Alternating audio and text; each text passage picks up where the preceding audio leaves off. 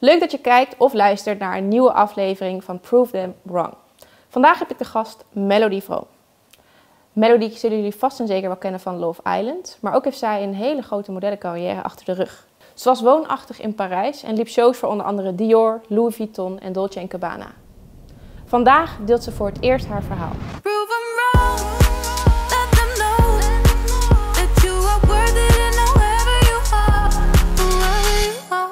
Melody, leuk dat je er bent. Ja, gezellig. Ja, jouw modellencarrière, die was flink. Wanneer begon die voor jou? Toen ik in mijn examenjaar zat van het VWO, toen is het een beetje begonnen. Toen ik 16 was. Toen heeft mijn moeder eigenlijk een soort van gezegd, waarom word je geen model? En vond ik eerst heel grappig. Ik geloofde niet dat ik dat ooit kon worden. En toen ben ik er toch maar iets mee gaan doen. En je hebt je ingeschreven bij bureaus of... Het was eigenlijk wel grappig. Mijn moeder kwam op een dag mijn kamer binnen en toen zei ze, ik heb je opgegeven voor Holland's Next Topmodel. En toen dacht ik, oké, grappig. Maar toen ben ik er toch naartoe gegaan. En toen zat ik bij de laatste 20, dus net niet op tv, want er komen dan 12 op tv. Wanneer was dit? Dit was als het goed is in 2016. Oh ja. En toen dus net niet de tv gehaald, maar toen meegedaan aan de Model Convention. En daar hadden heel veel bureaus interesse en daar heb ik dus mijn eerste bureau gevonden. En het was een Nederlandse bureau of was het al gelijk in het buitenland? Nee, het was een Nederlands bureau. Ja, er waren ook buitenlandse bureaus, maar ik dacht dat het slimmer was om gewoon eerst even Nederland te settelen, zeg maar. Ja. Dus je hebt een bureau in Nederland en vanuit je bureau in Nederland kreeg je waarschijnlijk ook nog bureaus in het buitenland. En hoe besloot je dan opeens naar Parijs te verhuizen? Hoe is dat tot stand gekomen? Mijn bureau in Nederland ging eigenlijk buitenlandse bureaus voor mij zoeken. Dus in Milaan, Londen en Parijs. En toen heeft mijn bureau in Parijs gevraagd of ik een paar weken langs wilde komen om wat klanten te ontmoeten. Dus voor een stay? Ja, ze zeiden gewoon kom een maand of ik weet niet meer hoe lang dat precies was. En toen ging het eigenlijk zo lekker dat ik gebleven ben. Chill. Ja. Leuk.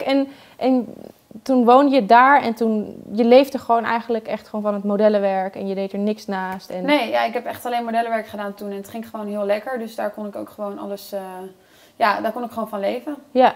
En hoe ziet dat er dan uit? Sowieso een on-stay, maar ook in het buitenland. Het lijkt me wel heel spannend ook, omdat... Hoe oud was je toen? Ik werd net 18 toen ik verhuisde. Ik was nog 17. Wauw. Dus in het begin was het natuurlijk echt heftig. Ik miste mijn moeder en gewoon mijn huis, mijn familie. En heel veel bellen en huilen bij mijn moeder. Dat ze op een gegeven moment zei van Mel, je wil dit, ga je droom achterna. Binnenkort kom je weer lekker naar huis. En toen ben ik dat een beetje gaan leren. Ik kan wel gewoon uitkijken naar de momenten die ik dan weer heb met mijn familie. Ja. Maar voor nu moet ik gewoon genieten van wat ik hier heb. Ja. Mooi. Ja. En je bent gewoon in je eentje daar naartoe gegaan? Ja, eerst in een modellenappartement gewoond, maar daar had ik op een gegeven moment echt een beetje genoeg van. Hoe was dat? Ja, het was wel leuk. Het waren leuke meiden, maar je woont wel met z'n achten en je hebt 1 badkamer, 1 keuken. Dus het is wel heftig. Dus op een gegeven moment dacht ik ga lekker in een Airbnb zitten voor een paar maanden. En dat heb ik dus steeds gedaan. Dan kon ik ook een beetje afwisselen qua buurt. En dat vond ik eigenlijk wel lekker op mezelf. Ja, want eigenlijk zou je denken in zo'n modellenhuis, iedereen deelt dezelfde passie. Ja. Waren het ook echt wel vriendinnen van je? Of toch wel een beetje, zag je het als concurrentie? Of? Concurrentie totaal niet. Maar dat het echt vriendinnen werden, dat verschilde heel erg. Ik heb echt hele leuke Engelse meiden daar ontmoet. Dat we op een gegeven moment echt zaten met mensen uit Schotland. Eentje uit Londen, een paar uit Ierland zelfs. En dat is echt een hele close groep geworden. Daar heb ik nog steeds contact mee. Maar het ligt er heel erg aan of je natuurlijk een beetje op hetzelfde level zit. Ja. Tuurlijk, je houdt er wel echt veel leuke vriendinnen aan over. Ja, en een mooie ervaring denk ik ook. Ja. Ik kan niet zeggen dat ik in Parijs heb gewoond. Ja, het was echt top. Ja, tof.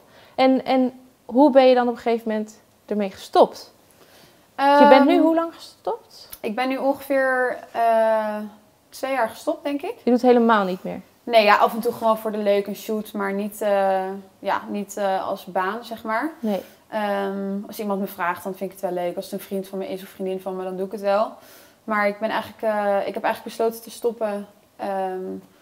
Omdat het werd mentaal een beetje te veel. Qua dat ik altijd op mijn eten moest letten. Dat ik me schuldig voelde als ik niet ging sporten. Schuldig? Ja, dat ik echt in mijn hoofd een beetje zo'n schuldgevoel had als ik dan een frietje at of zo. Wauw. En dat vond ik eigenlijk niet meer heel leuk. En dat was niet het enige ding. Het was ook gewoon, ik had een beetje genoeg van het wachten en de afwijzingen en lange dagen. En ik dacht op een gegeven moment gewoon van, het is wel leuk geweest eigenlijk. Ja, want was je op dat moment wel gelukkig? Ja, ik was in het begin wel echt heel gelukkig, omdat ik gewoon hele mooie dingen deed. En, living the dream life, zeg ja, maar. Ja, niemand maakt dat mee natuurlijk, dus ik was echt heel gelukkig. Maar op een gegeven moment, dat mentale eist wel zijn tol op een gegeven moment. Dus ik heb denk ik op het goede moment de stekker eruit getrokken. Want anders was ik denk ik echt een stuk ongelukkiger geworden. Ja. Eigenlijk vergis je er heel erg in dat ze zeggen van ja, je moet natuurlijk aan bepaalde maten voldoen. Ja. Maar dat is het niet alleen. Het is natuurlijk ook het hele ding daar, dat het zo heavy is eigenlijk. Ja, het is best wel een mentaal spelletje eigenlijk. Want hoe ging je daar toen mee om? Als, 18-jarig meisje. Ja, daar leer je wel heel veel van. Ik ben daar echt hard van geworden, van afwijzing. En je leert gewoon een beetje dat je daar niet echt... je moet het niet persoonlijk op je nemen. Nee. Want zij zoeken gewoon een bepaald iemand voor een bepaalde shoot of show. Dus misschien zoeken ze wel een brunette en dan kom je daar als blond meisje. En dan is het helemaal niet dat ze je niet leuk vinden, maar het is gewoon niet wat ze zoeken. Dus dat ben ik een beetje gaan leren. Wist je dat in het begin ook? Nee, in het begin niet. Dan denk je van, ze vinden me lelijk, ze vinden me dik. Maar op een gegeven moment raak je daar wel aan gewend. Gewoon, ze zoeken een bepaald type en dat ben je dan niet. Ja. Maar na een aantal jaar en zoveel castings is dat wel genoeg geweest. Ja. Ja. En toen ben je gewoon teruggegaan naar huis en ja, toen, het achter je gelaten, zeg maar. Ja, ik heb gewoon mijn moeder opgebeld, uitgelegd van luister, mentaal gaat het gewoon even niet. En ik vind het eigenlijk wel mooi geweest. En mijn moeder supportte me daar heel erg in. Die zei van je hebt hartstikke mooie dingen meegemaakt. En als jij denkt dat het tijd is om te stoppen, dan kom je lekker naar huis. Nou, wel, lief eigenlijk van je moeder van kom maar weer terug. Ja. Maar mooie dingen zoals? Wat is je mooiste ervaring dat je hebt meegemaakt? Ik heb heel veel mooie dingen gedaan, maar ik denk toch we hebben een half uur podcast hoor, dus top. Vertel. Nee, ik heb hele mooie dingen gedaan, maar dit is wel een soort van iets wat eruit springt. En dat is de show van Louis Vuitton in Kyoto. Wow. In Japan dan. En ik was daar in mei, dus dan heb je ook al die mooie roze bloemen. En het was echt een droom. Ik ben daar een week geweest in totaal, ook Tokio gezien. En dat was echt geweldig. Ja. En je bent gewoon op casting geweest? Of hoe is dat gegaan? Ik werkte eigenlijk vast voor Louis Vuitton. Ik was hun fittingmodel, dus ik was daar ook echt van 9 tot 5 elke dag te vinden om de collectie te maken op mij. En dat was in Parijs? In Parijs, ja. Dat heb ik een jaar ongeveer gedaan. Echt bijna elke dag. En daardoor ook voor 4 shows geboekt, omdat ik gewoon het vaste model was, zeg maar. Wauw. En hoe ziet zo'n dag er dan uit bij Louis Vuitton? Ik bedoel, op zo'n show? Op de show? Is dat pittig? Nou, de shows vind ik altijd wel echt heel leuk. Dat vond ik echt het leukste aan modellenwerk. Omdat je gewoon... eerst zit je in de make-up en haar. En dan kan je lekker kletsen met iedereen. Dus vaak gewoon lekkere lunch of lekker ontbijt.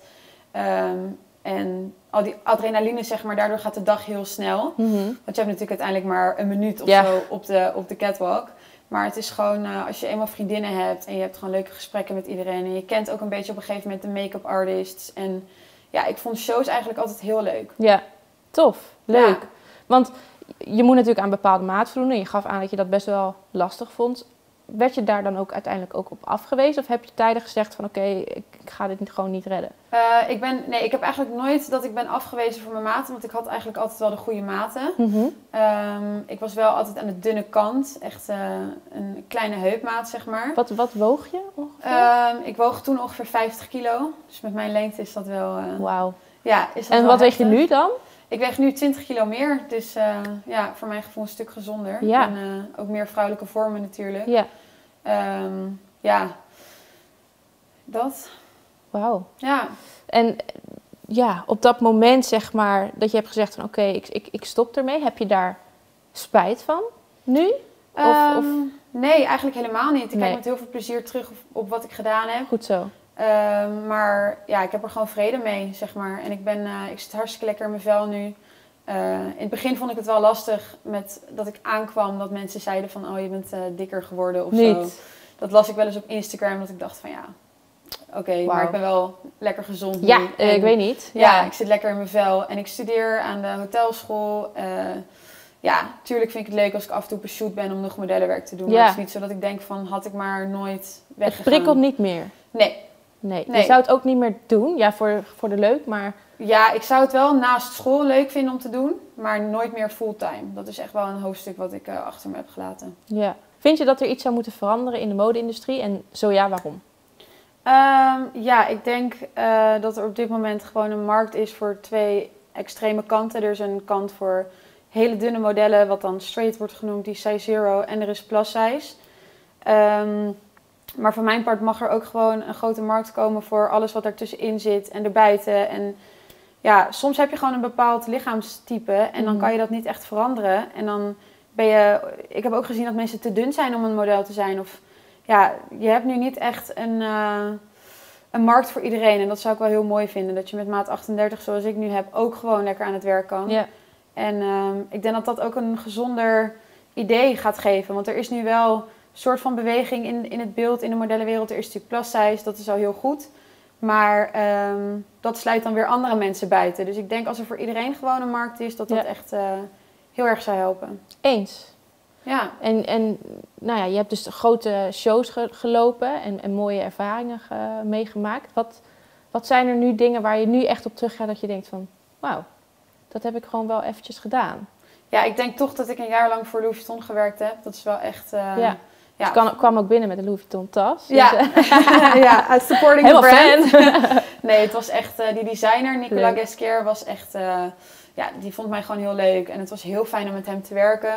Dus daar heb ik echt van genoten. En de Dolce & Gabbana show was ook een belevenis. Want dat zijn echt 2 van die extra mannen.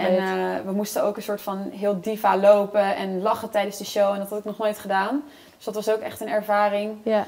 En ik heb ook wel gekke shoots gehad waarvan ik op het moment dacht van waarom moet ik al deze rare posities doen. En zoals bijvoorbeeld voor welk merk? Voor Juste Magazine heb ik een keer geshoot en toen moest ik echt allemaal rare posities en rare kleding. Maar heb je nog foto's daarvan? Ja, ik heb wel foto's nog. Komt nu in beeld.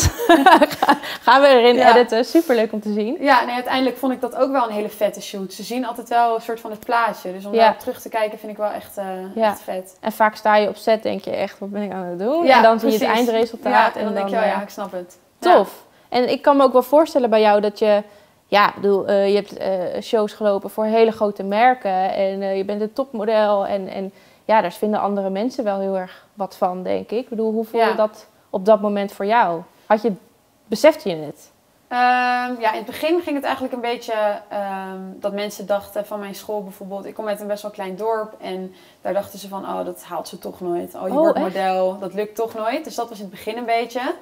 En toen ik uiteindelijk echt een soort van doorbrak, toen was het van, oh, geweldig. En dan gaan ze me allemaal volgen. En ja, ik had dat op dat moment zelf niet echt door. Dat ik echt zo geweldig was. Want ja, je wil steeds meer en je wil steeds beter. Tuurlijk, als je te horen krijgt, je mag Louis Vuitton lopen, dan denk je, oh, geweldig.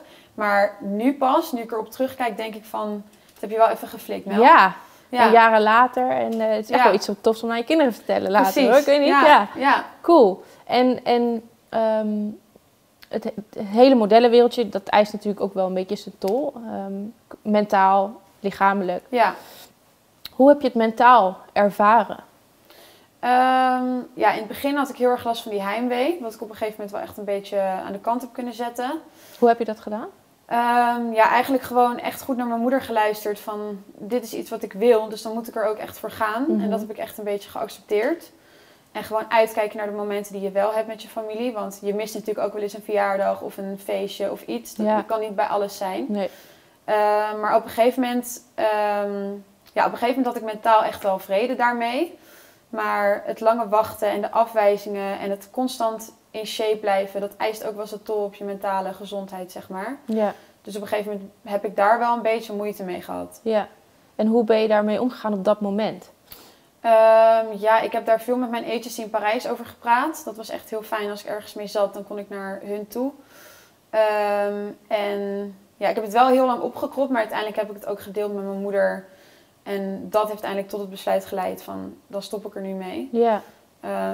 Het is niet alleen de maten en het in shape blijven wat mentaal wat doet, maar ook gewoon de hele wereld, zeg maar. Het is heel hard. Heel hard, ja, je maakt mooie dingen mee, maar je moet er ook echt wat voor over hebben. Ja, het is een hele mooie wereld, maar het kent ook wel de andere kant natuurlijk. Ja, precies. Ja. Dus bijzonder. Maar wel tof dat je dit allemaal hebt meegemaakt. Ja, zeker. Ik denk dat je ook terugkijkt op een hele mooie periode. Zeker, ja. Cool. Leuk. Ik heb nog een paar vragen. We hebben de kaartjes. Het zijn wat diepgaandere vragen. Dus we gaan er gewoon een paar doen. Als je terug in de tijd zou kunnen gaan, wat voor advies zou je dan geven aan je jongere zelf? Ik denk niet zoveel in jezelf twijfelen, zeg maar. Als ik van een casting terugkwam en ik was het niet, zeg maar, ik werd niet uitgekozen, dan dacht ik al heel snel, oh, dat andere dunne meisje zal vast wel gekozen zijn. Ja? Of dan ging ik heel erg twijfelen aan mezelf. En ik denk, als je dat niet doet, dan kom je ook veel zelfverzekerder over. En je moet het gewoon niet zo persoonlijk nemen. Dat had ik echt graag tegen mezelf willen zeggen. Ging je jezelf vergelijken met anderen? Ja, nee, als je in een ruimte zit vol met 20 modellen en je kijkt om je heen, dan denk je toch van, oh, zij heeft een mooier gezicht, zij heeft een dunner lichaam. Dan ga je jezelf wel vergelijken, ja. Wauw. En hoe ging je daar op dat moment dan mee om? Ja, dat was heel verschillend, zeg maar. De ene keer Want als je een afwijzing kreeg bijvoorbeeld, of dacht je dan van, ja, zij zou het wel zijn geworden, want? Ja, nee, dat dacht ik wel vaak. Soms heb je wel echt door van, oké, ze zoeken een bepaald iemand, dat ben ik gewoon niet.